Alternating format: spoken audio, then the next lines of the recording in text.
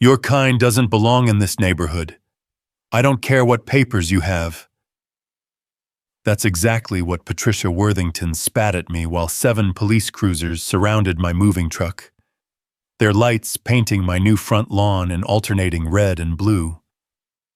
She stood there in her coral blazer, manicured nails digging into her hips, genuinely believing she could evict me from a house I'd purchased with cash 3 days ago. The officers had their hands hovering near their weapons because Patricia had called in an armed home invasion in progress.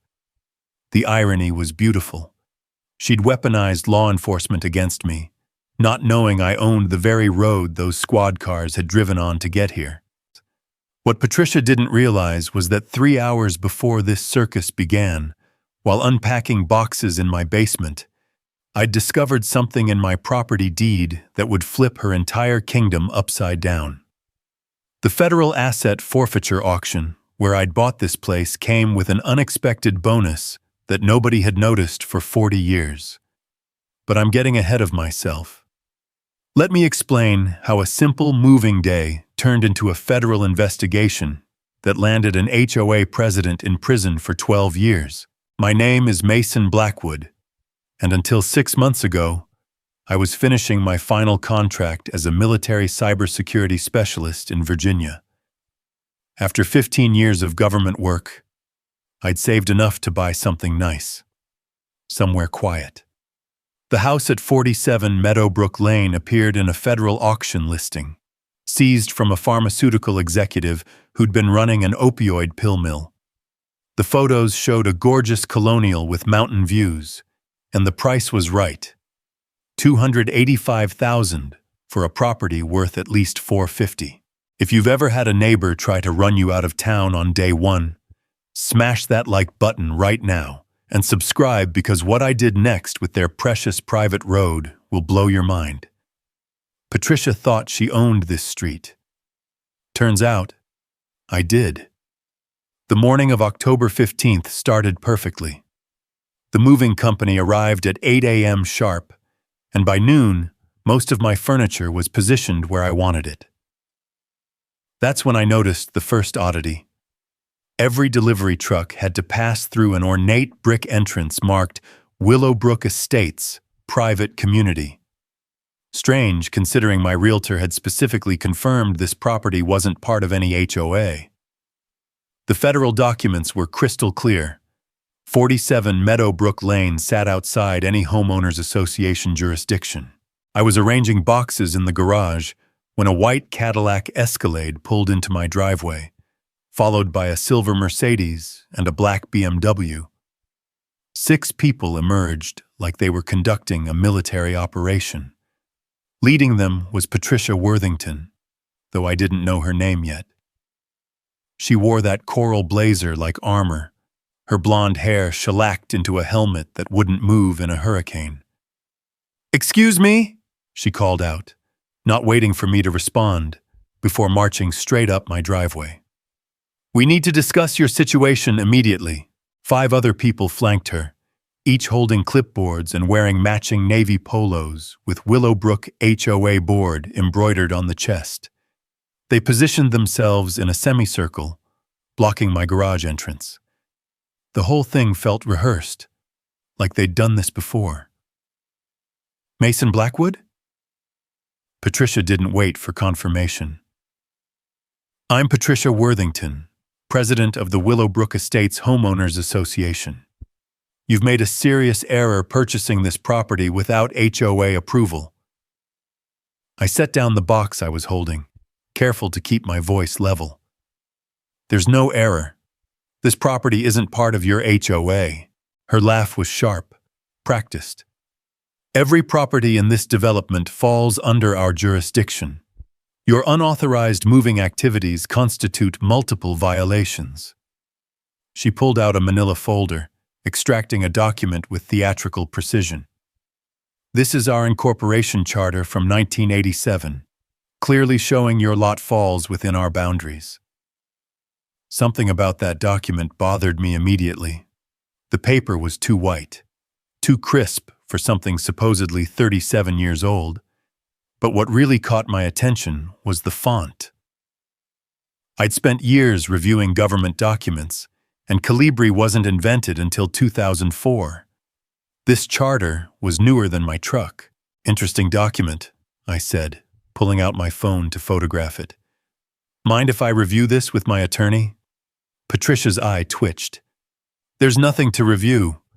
You have 24 hours to submit a formal HOA application with the required $5,000 initiation fee, plus $1,200 for your first quarterly dues. Failure to comply means immediate enforcement action. Bradley, her husband, though I didn't know their relationship yet, stepped forward. He was the kind of man who peaked in high school and never got over it. We have legal authority to place liens, impose daily fines, even force a sale if necessary. Based on what legal authority? I asked. Community standards supersede individual property claims. Patricia recited like she'd memorized it from a handbook. This neighborhood has operated under HOA governance for 4 decades. One non-compliant resident won't destroy what we've built. That's when Walter Harrison, my elderly neighbor, shuffled over from his yard.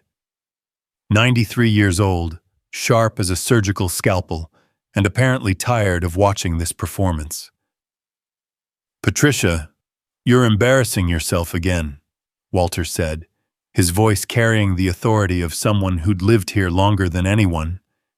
That house has never been part of the HOA. I have the original development maps in my study. Patricia's face flushed red. Mr. Harrison, please return to your property. This doesn't concern you. When you harass my neighbors with fraudulent claims, it certainly does concern me. Walter turned to me. Son, I've got 40 years of documentation that'll interest you. Come by when these folks are done with their theater. Patricia stepped between us. Mr. Harrison, interfering with HOA business violates Section 12 of our bylaws. I'd hate to see someone of your advanced age face enforcement proceedings.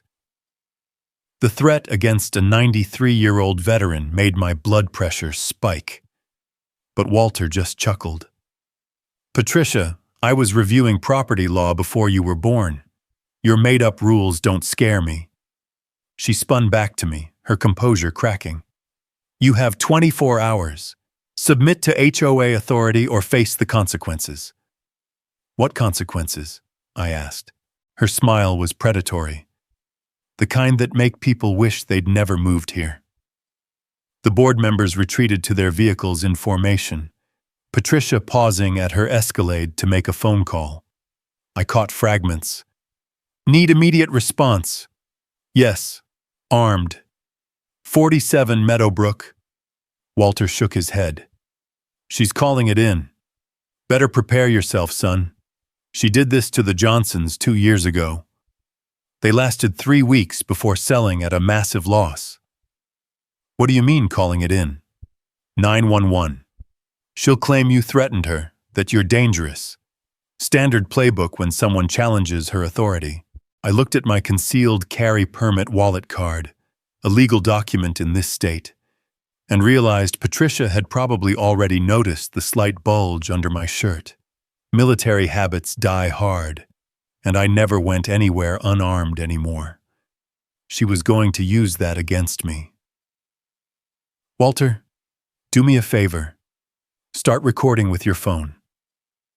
The first sirens became audible 4 minutes later. Not 1 or 2 cars. 7 police vehicles screamed onto Meadowbrook Lane, using the private road that wound through Willowbrook Estates. They surrounded my house like I was some kind of terrorist cell. Officers emerged with hands on weapons, exactly as Patricia had orchestrated. She stood by her vehicle, arms crossed, wearing the satisfied expression of someone watching their plan unfold perfectly.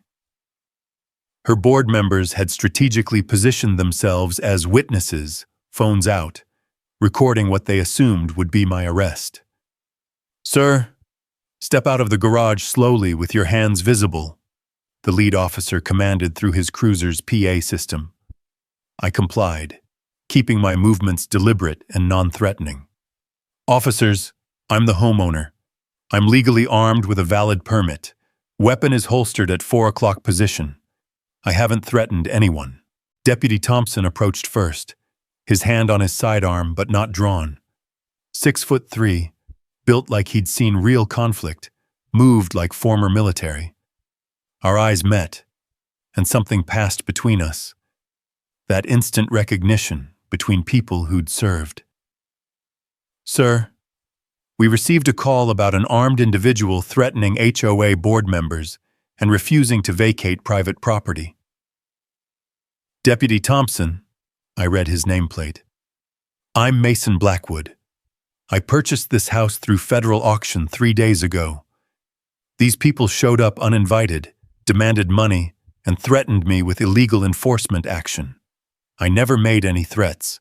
Patricia strutted over, confidence radiating. Officers, this man moved in without HOA approval.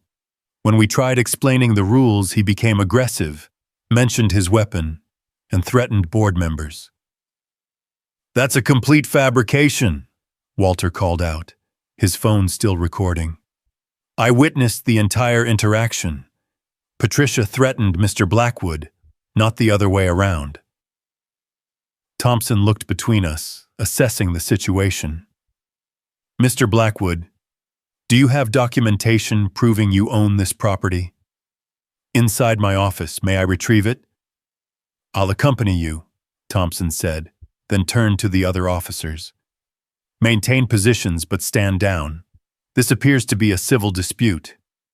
Patricia's voice pitched higher. Civil dispute? He's trespassing on HOA property. Ma'am, please calm down, Thompson said. We'll determine the facts. Inside, I showed Thompson the federal purchase documents, complete with U.S. Marshal's seal and transfer paperwork. His eyebrows rose as he read through them. This is federal documentation, he said. Supersedes any HOA claim. You own this property free and clear. There's something else, I said, pulling out the thick deed packet. Page 47 mentions something about inclusive easements and private roads. I haven't had time to research what that means exactly. Thompson studied the page, his expression shifting. Mr. Blackwood, this might be bigger than you realize. See this parcel number? It includes sub-designation 47B. That's not just your house lot. We returned outside where Patricia was ranting to another officer about property values and community standards. Thompson approached her with the kind of measured calm that suggested he'd dealt with entitled people before. Ma'am, Mr. Blackwood owns this property through federal acquisition. Your HOA has no authority here. Patricia's face cycled through emotions like a malfunctioning traffic light. That's impossible. Every house in this development— Not this one, Thompson interrupted. Furthermore, making false 911 calls is a crime. You stated he threatened you. Multiple witnesses confirm that didn't happen. Bradley stepped forward, puffing his chest. My wife is protecting our community from— Sir, I'd advise you to stop talking, Thompson said. Mr. Blackwood, do you want to press charges for false reporting? I looked at Patricia's panicked expression, her board members backing away like her failure might be contagious. Not at this time, but I'm documenting everything.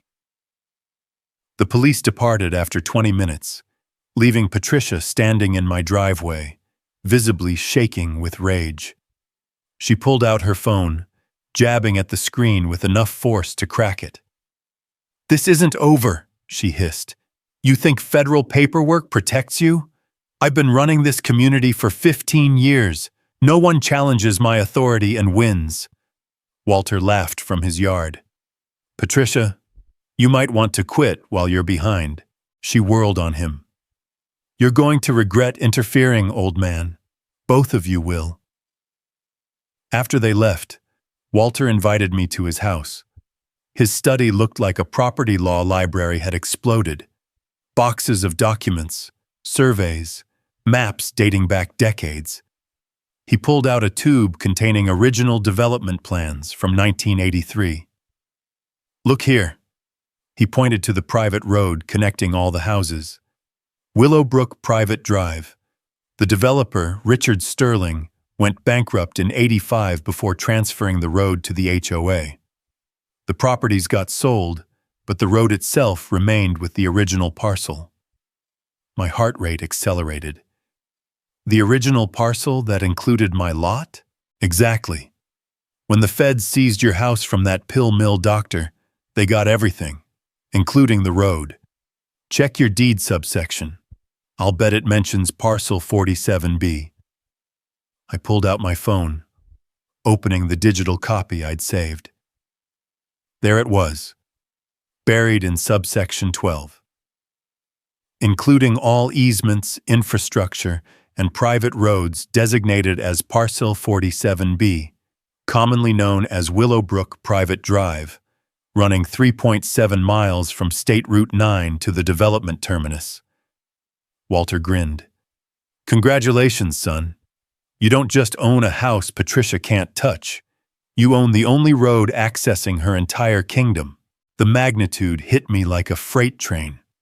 The HOA had been collecting road maintenance fees for 40 years, $2,500 annually per house, 48 houses. That was over $100,000 yearly for a road they didn't own. They've collected nearly $4 million in fraudulent fees, I calculated. Oh, it gets better, Walter said, pulling out another folder. Look at these board meeting minutes from last year. They claimed they spent $200,000 on road repairs. I studied the documents. The math was obvious. They collected $120,000, claimed they spent $200,000, but the road hadn't been touched in years. The potholes proved that. They're embezzling, I said. Patricia and Bradley have been running this scam for 15 years. But no one could prove it because she claimed HOA finances were private board matters. A knock at Walter's door interrupted us. Rebecca Sterling stood on the porch, looking nervous but determined. Mid-40s, professional bearing, carrying a banker's box that looked heavy with significance. Mr. Harrison, I need to speak with Mr. Blackwood urgently. Walter let her in, and she set the box on his dining table. I'm Rebecca Sterling, HOA treasurer, or I was until an hour ago when Patricia fired me for disloyalty. Mr. Blackwood, what I'm about to show you could destroy Patricia, but it might also put me in legal jeopardy. Why would you risk that? I asked. Her expression hardened. Because 15 years ago, Patricia destroyed my uncle's development company with false permit violations. Richard Sterling was my uncle. He didn't just go bankrupt. Patricia orchestrated his downfall to steal control of this community. I've been gathering evidence ever since I got elected to the board 3 years ago. She opened the box, revealing financial records, emails, bank statements. Patricia and Bradley created a shell company, Willowbrook Infrastructure, LLC. They've been billing the HOA for fake repairs, then funneling the money to offshore accounts. Nearly $2.4 million over 15 years.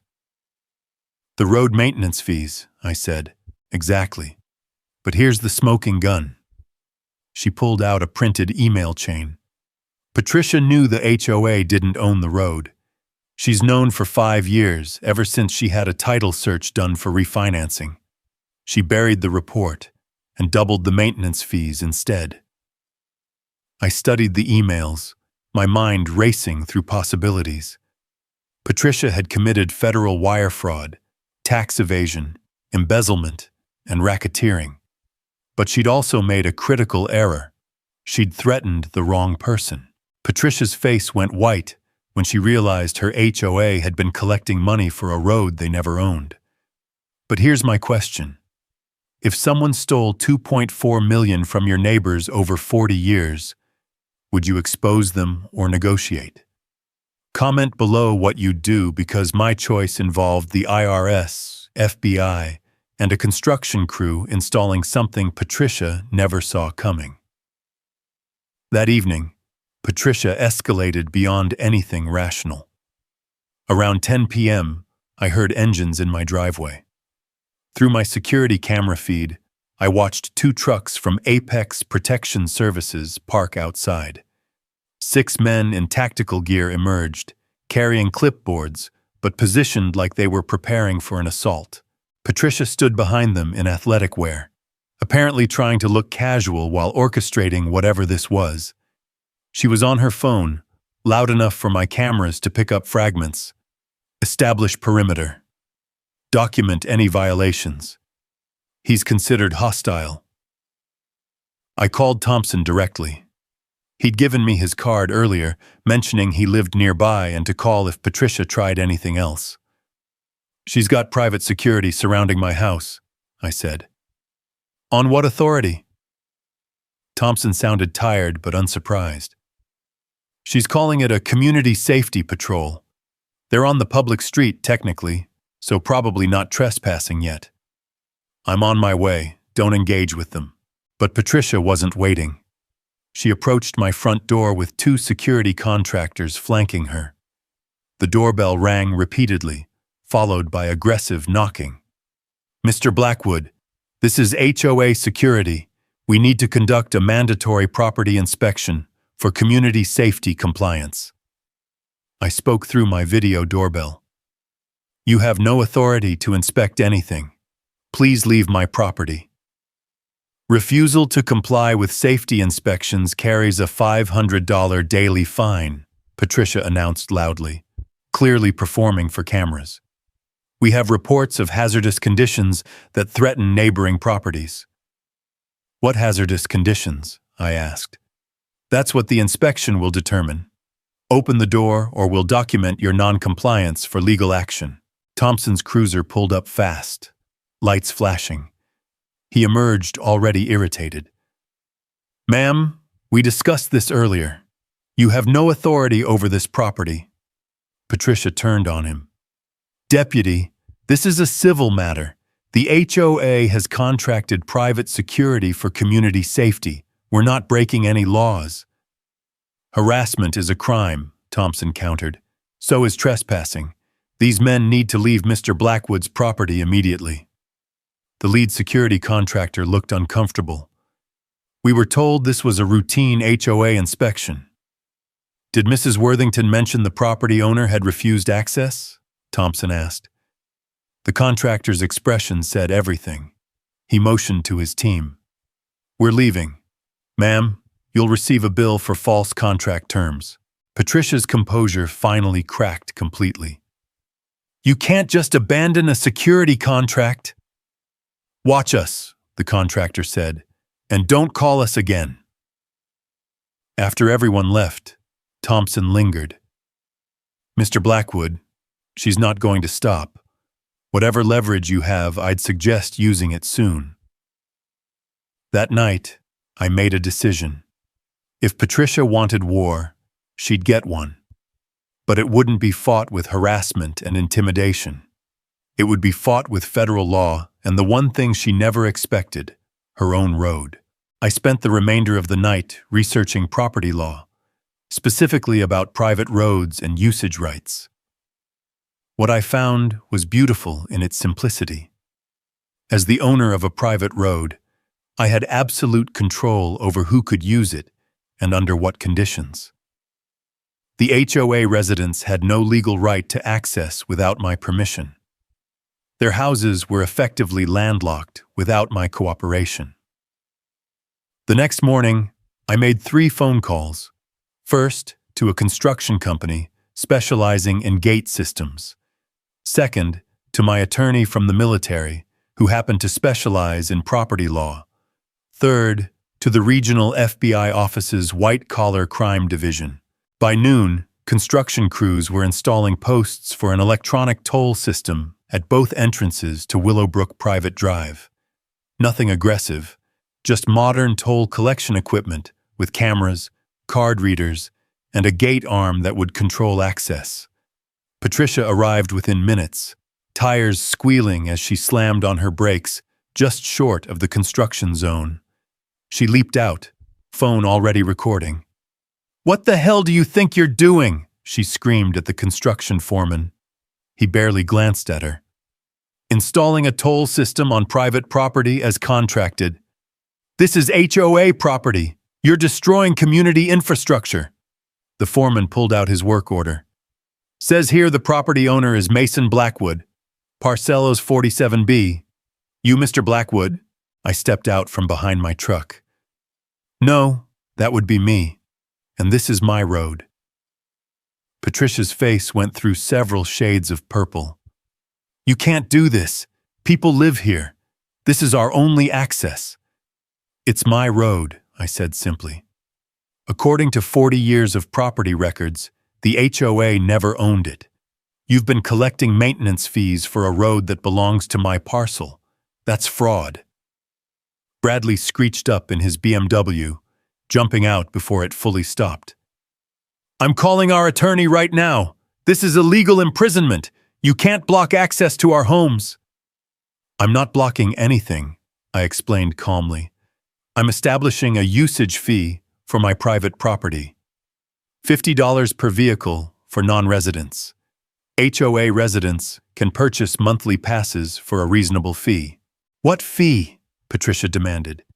"To be determined. But first, we need to discuss the $2.4 million in fraudulent fees you've collected for a road you don't own." Rebecca Sterling arrived then, perfect timing. She walked past Patricia without acknowledgement and handed me a thumb drive. "Every financial record from the past 15 years, she said loudly enough for everyone to hear, "including the offshore account documentation." Patricia lunged for the drive, but Rebecca stepped back smoothly. "Assault, Patricia? Really? Add that to your federal charges?" "Federal charges?" Bradley's voice cracked. That's when the black Suburban pulled up. 2 agents in navy windbreakers with FBI in yellow letters emerged. The construction crews stopped working to watch. "Patricia Worthington, Bradley Worthington, Agent Coleman, FBI Financial Crimes Division. We need you to come with us for questioning regarding wire fraud, embezzlement, and racketeering." Patricia backed against her Escalade. "This is insane. I haven't done anything wrong." Coleman pulled out a warrant. "We have authorization to search your properties and seize financial records. Your cooperation would be appreciated, but isn't required." The neighborhood was coming alive now.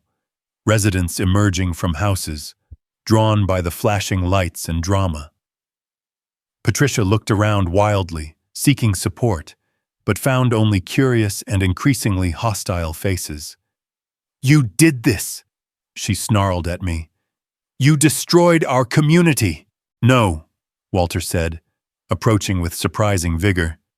"You destroyed it with greed and intimidation. Mason just exposed the truth." The FBI agents moved toward Patricia and Bradley, who suddenly decided cooperation might be wise.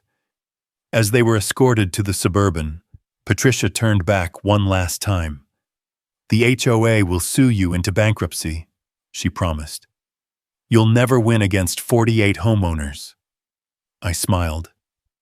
"Patricia, those 48 homeowners are about to learn you've been stealing from them for 15 years. Let's see who they side with." The FBI Suburban hadn't even reached the main road before the first HOA resident discovered what I'd done with their only access route. Jennifer Ashford, a marketing executive who lived 3 houses down from Patricia, came speeding toward the exit at 7:45 a.m., already late for her morning presentation. She slammed on her brakes inches from the newly installed toll gate, staring at the electronic display that read, "Private road, toll required, $50 per vehicle." Through my security feed, I watched her jaw drop. She fumbled for her phone, and within minutes, the Willowbrook Estates Facebook group exploded. My phone buzzed with Walter's text. "You've done it now, son. The whole neighborhood's losing their minds." By 8:15, 17 cars had backed up at the main entrance gate. Some residents tried the back entrance, only to find an identical toll set up. The construction crew had worked through the night to ensure both access points were fully operational. The genius of the system was its simplicity. Without payment, the gate arms wouldn't rise. No exceptions. My attorney, James Crawford, arrived at 8:30 in his Tesla, which the system recognized and allowed through automatically. I'd pre-programmed certain vehicles for free access: legal counsel, law enforcement, emergency services, and delivery trucks. Everyone else would need to pay or negotiate. "Mason, this is either brilliant or insane," James said, reviewing the setup. "You realize you've essentially landlocked 48 households?" 47, I corrected. "Walter's house has secondary access through an old farm road. He's the only one who doesn't need my permission to leave." James whistled low. "The HOA is going to go nuclear. Emergency injunctions, restraining orders, probably claim emergency public access rights. Let them try. I've got federal property rights, 40 years of their fraudulent fee collection, and now FBI involvement in their embezzlement scheme. They can't win a legal battle while their leadership is under federal investigation." Harold Manning, the HOA vice president, pulled up to my driveway in his Range Rover, his face red with exertion despite the morning chill. Harold was everything Bradley wasn't. Actually successful, genuinely wealthy, and surprisingly reasonable when Patricia wasn't pulling his strings. "Mr. Blackwood, we need to discuss this situation immediately." I met him at my garage, James beside me. "I agree. Let's discuss the $2.4 million your HOA stole from residents for a road it doesn't own." Harold's expression shifted. "What are you talking about?" James handed him a folder containing property records, the original development maps, and a summary of the HOA's financial irregularities. Harold's face paled as he read through the documentation. "This can't be right. Patricia said the road transfer was completed in '86. "Patricia lied," I said simply. "She's known the truth for at least 5 years. Check page 18, Hall. That's her signature on a title search that clearly shows the road belongs to Parcel 47B. Harold sank onto my porch steps, suddenly looking every one of his 72 years. "We've been collecting fees for a road we don't own? That's fraud." "Wire fraud specifically. Across state lines, since several residents work in Maryland and pay electronically. That makes it federal. The FBI agents this morning are investigating 15 years of systematic embezzlement. Patricia and Bradley created a shell company, billed for fake repairs, and pocketed millions." Harold's phone buzzed constantly as residents demanded answers. He looked at the device like it might bite him. "There's an emergency board meeting in an hour. Half the neighborhood can't get to work. People are threatening to call the media." "Good," I said. "Sunlight is the best disinfectant. But Harold, you should know something. I'm not unreasonable. I want a fair resolution that helps the innocent residents. But Patricia and Bradley need to face consequences, and the HOA needs complete restructuring." Harold stood slowly. "What do you want?" "Justice first. Then we can discuss road access arrangements." The emergency HOA meeting was scheduled for 10 a.m. at the community center, which sat on the wrong side of my toll gates. Residents had to pay $50 each just to attend their own meeting, a fact that had them arriving already furious. I attended with James and Walter, who'd volunteered to serve as a witness to everything. Rebecca Sterling sat in the front row, her box of financial evidence beside her. The community center was packed beyond capacity. All 47 affected households had sent representatives, plus another 30 interested parties from neighboring communities who'd heard about the drama through social media. Harold called the meeting to order, his voice shaking. "As you all know, we're facing an unprecedented situation. Mr. Blackwood claims ownership of Willowbrook Private Drive and has installed toll equipment blocking our access. He can't do that, shouted Dennis Brennan from the back. It's imprisonment. It's extortion. James stood up. Actually, it's neither. Mr. Blackwood owns the road free and clear through federal property acquisition. You've been using his private property without permission for decades. But we've been paying maintenance fees, Jennifer Ashford protested. Exactly, I said, standing to address the crowd. You've been paying the HOA for a road it doesn't own. $2,500 per house annually for 40 years. Has anyone wondered where that money went? The room buzzed with confused murmurs. Rebecca Sterling stood up, lifting her box of evidence. I can answer that question. As treasurer, I discovered Patricia and Bradley Worthington have been embezzling from the HOA for 15 years. The explosion of voices was deafening. Harold banged his gavel repeatedly, trying to restore order. Rebecca continued once the noise died down, pulling out document after document, projecting them onto the meeting room screen. Willowbrook Infrastructure LLC, she said, showing incorporation documents. A shell company owned by Patricia and Bradley. Look at these invoices. $200,000 for road repairs last year.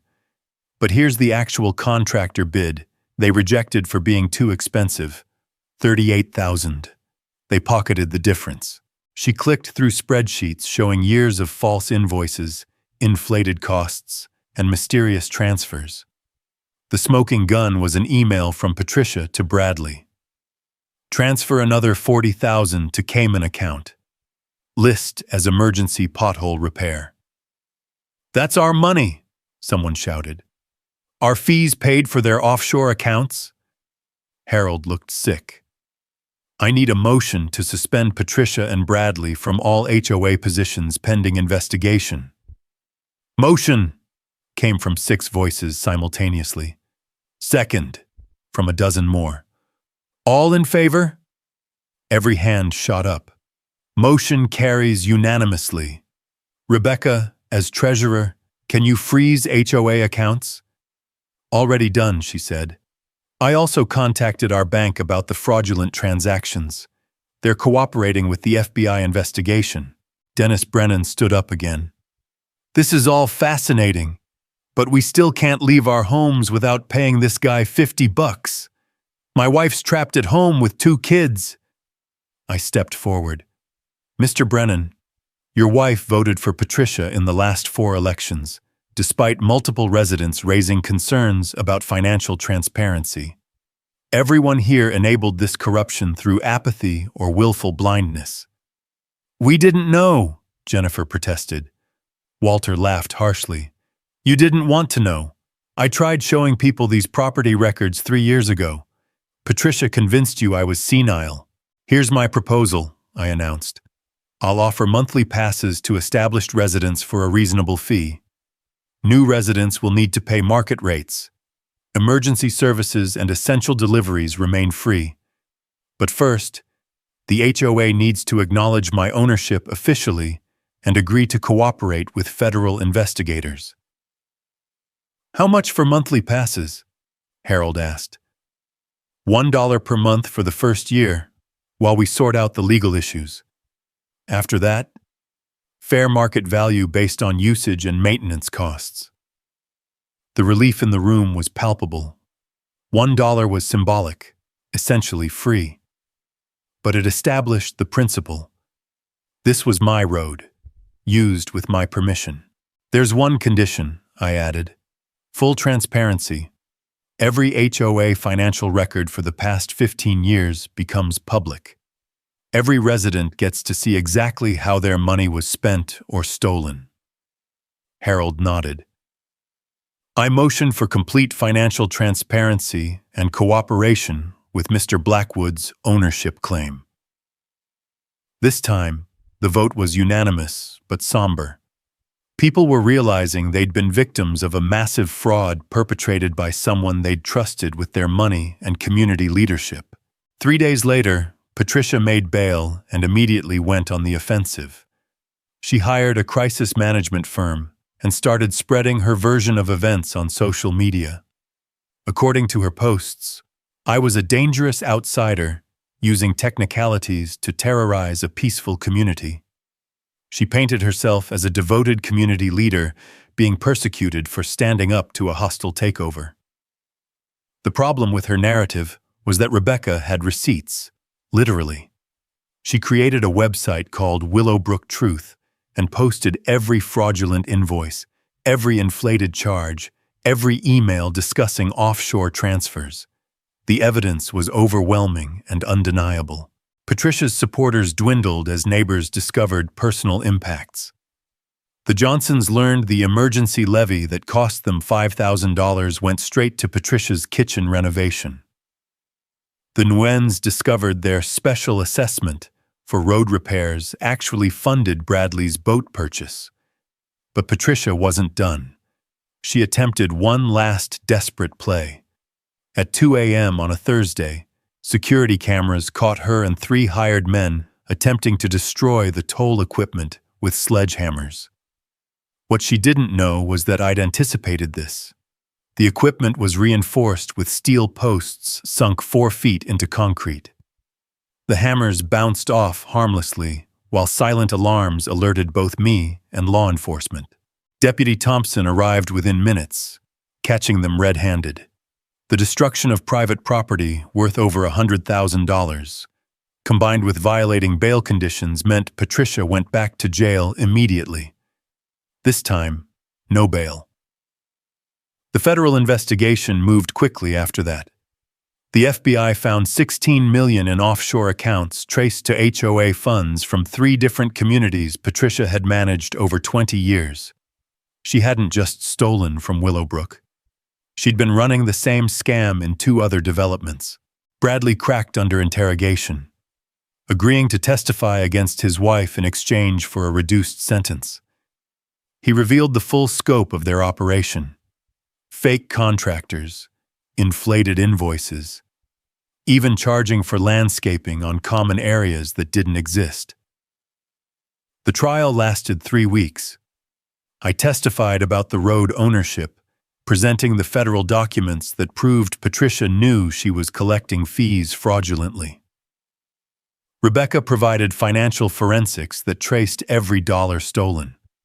But the most damaging testimony came from former residents who'd been driven out by Patricia's harassment campaigns when they questioned HOA finances. The verdict was swift. Patricia got 12 years federal prison for wire fraud, embezzlement, racketeering, and conspiracy. Bradley received 5 years, serving 2 with good behavior. They were ordered to pay full restitution, $4.7 million to various HOA residents. The Willowbrook Estates HOA reformed completely under new leadership. Harold Manning stepped down, replaced by Rebecca Sterling as president. Their first act was negotiating a fair road use agreement with me. I charged the HOA $5,000 annually for road access, a fraction of what they'd been paying Patricia for nothing. Individual residents got unlimited access included in their new, reduced HOA fees. The toll system remained, but evolved into an electronic pass system for residents and a visitor management tool. The revenue generated went directly to actual road maintenance, with public accounting showing every dollar spent. 6 months after Patricia's sentencing, I stood in my backyard watching the sunset over the mountains. Walter shuffled over with 2 beers, moving slower these days, but still sharp as ever. "You did good, son," he said, handing me a bottle. "This community needed someone to stand up to her. We were all too comfortable, too afraid of confrontation." "I just protected what was mine," I said. "No, you did more than that. You showed people that bullies with clipboards and fake authority can be stopped. That documentation beats intimidation every time." Rebecca joined us, carrying a plate of cookies from the neighborhood potluck happening in the community center. Since Patricia's imprisonment, these gatherings had become regular occurrences. People actually talk to each other now instead of filing complaints. The forensic accountants found another $200,000, she announced. Hidden in a subsidiary company, that brings the total recovered to $3.1 million. How's the restitution distribution going? I asked. Every family should receive their check by month's end.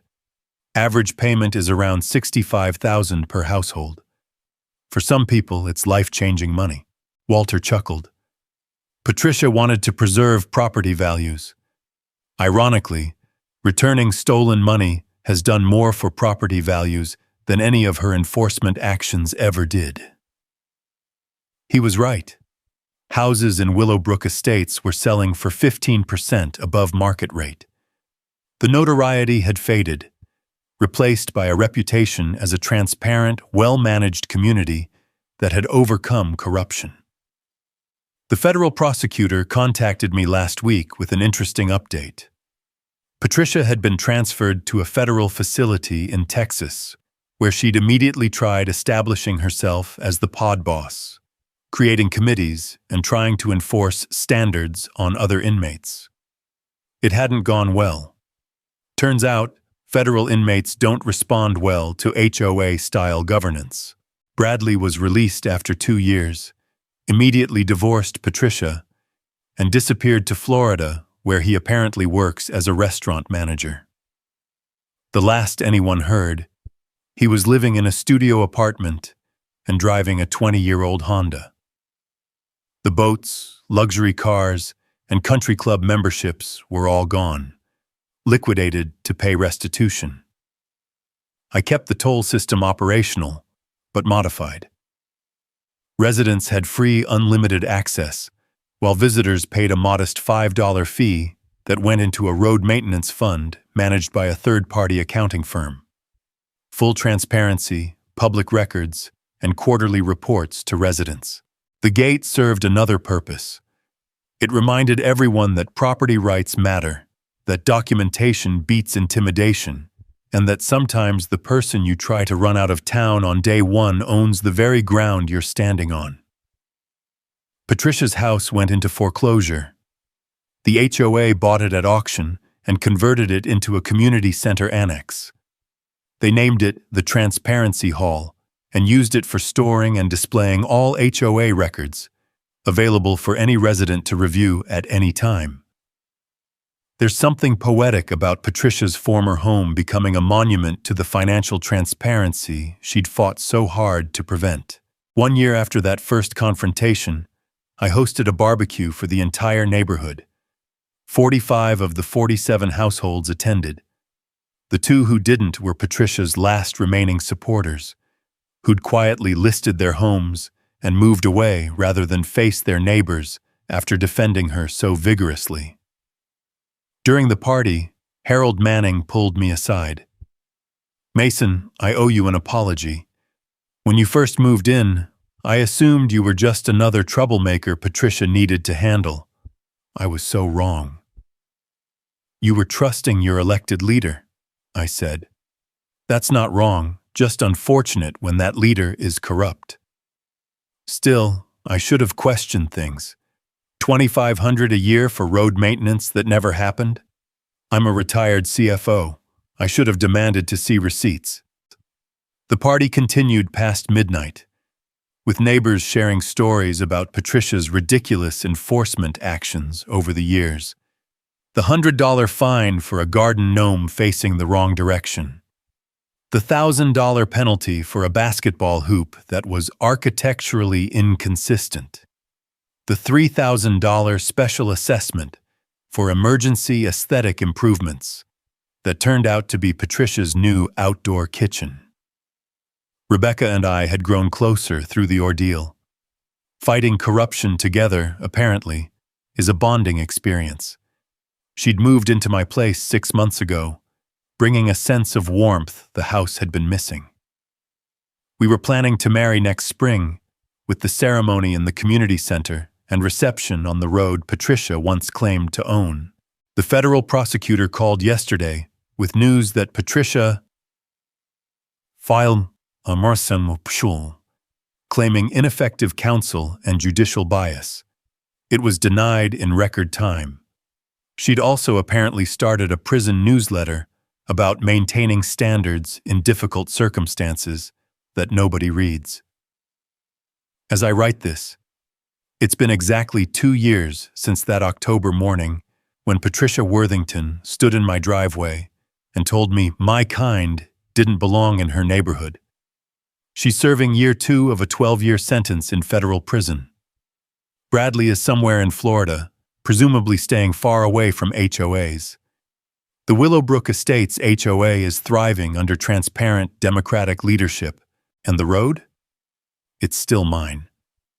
I had a small bronze plaque installed at both entrances that reads, Willowbrook Private Drive, established 1983, recovered 2024, a reminder that truth prevails.